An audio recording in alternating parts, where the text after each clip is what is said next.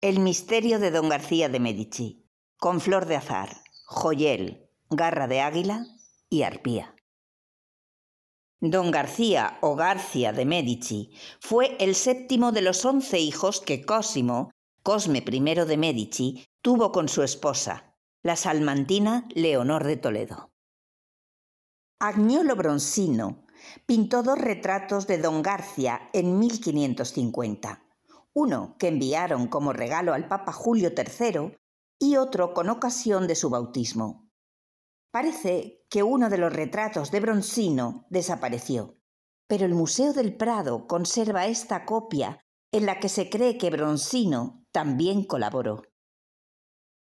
Don Garcia sostiene en su mano derecha una sencilla flor de azahar y muestra con la izquierda un joyel, no un sonajero, como algunos han querido ver, que podría ser un amuleto, como el que usaban las mujeres napolitanas para ahuyentar el mal de ojo en los embarazos, y podría venir de su familia materna, pues su abuelo, Pedro de Toledo, fue virrey de Nápoles, aunque no lo creo, porque los típicos amuletos napolitanos son cuernos rojos y retorcidos.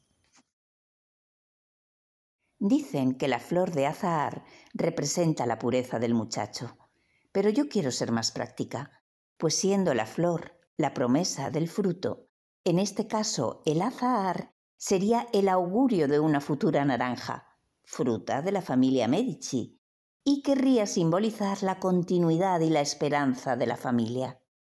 Es curiosa también la complicidad de este cuadro de don Garcia con los de su abuela paterna, a quien solían retratar con flores de jazmín en la mano.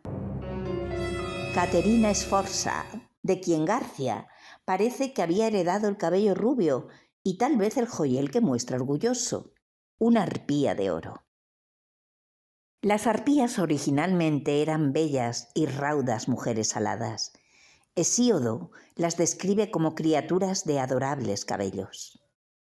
En la mitología griega eran seres fabulosos con rostro de mujer y cuerpo de ave. Al igual que las sirenas, podían atraer con su canto de manera irresistible.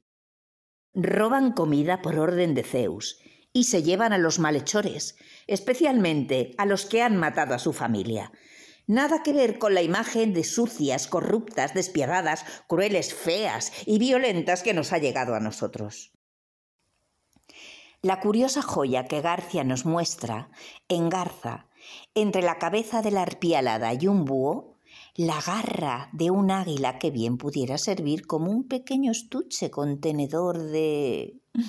Sería demasiado fácil pararme a imaginar cuántas cosas misteriosas se podrían guardar dentro de este pinjante. Pero hoy estoy inspirada y prefiero fijar vuestra atención en el dije que pende de la garra, con una gran piedra pulida al espejo, donde nadie hasta ahora ha comentado el secreto que yo he visto hoy. Y ahora vais a ver vosotros. Cuenta, cuenta. Bronzino, supongo que fue él, escondió dentro de esta piedra que resultó ser un maravilloso mini espejo todo un retrato familiar, en el que podemos ver una estancia bien decorada donde posan una pareja a la derecha y un niño pequeño a la izquierda, seguramente sus padres, los duques de Toscana, y alguno de sus hermanos. Tal vez se trate de un retrato póstumo de Perico, muerto con 1 añito de edad, el mismo año en que nació Garcia, o tal vez sea su hermano Giovanni, 4 años mayor que Garcia, con el que aparece también en este retrato. Cosimo y Leonor planeaban para Garcia una brillante carrera militar. Con 13 años, la criatura ya contaba con títulos de comandante honorario y comandante supremo de las galeras de Toscana. Pero su carrera se vio truncada por la malaria, que acabó con su vida a los 15 años, junto con la de su madre y su hermano Giovanni. El duque había sido advertido por el médico de la familia de que no viajaran a Pisa por el riesgo a contraer la malaria que hacía estragos en la costa. A pesar de ello, Cosimo insistió. y el que fue hijo del condottiero Giovanni della Bandera, sucesor del asesinado duque Alejandro, y al que el Papa Pío V concediera el título soberano primer gran duque de Toscana, fue el que más perdió con esta desafortunada decisión: 2 hijos y su queridísima esposa. Siglos después surgió el rumor que aseguraba que García había asesinado a su hermano Giovanni tras una disputa, que su padre Cosimo, iracundo, mató entonces a García con su propia espada y Leonor murió de pena una semana después. Sin embargo, la exhumación de cadáveres corroboró que los 3 murieron de malaria. Cosimo los lloró hasta su muerte 12 años más tarde. Cuenta, cuenta.